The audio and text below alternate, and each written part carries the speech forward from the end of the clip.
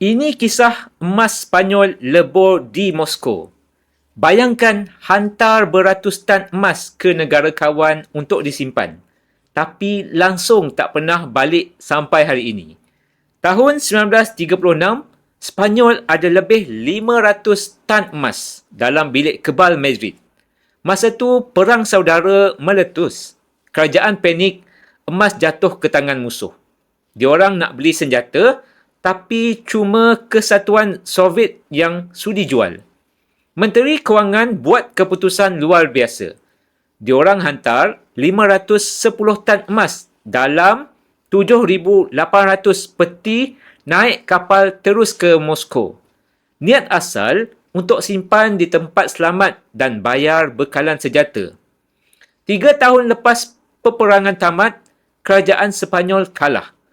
Pihak Soviet beritahu emas tu dah habis digunakan untuk bayar kos perang. Sepanyol hilang simpanan negara bergenerasi sekelip mata. 3 pengajaran dari kisah emas Spanyol ini.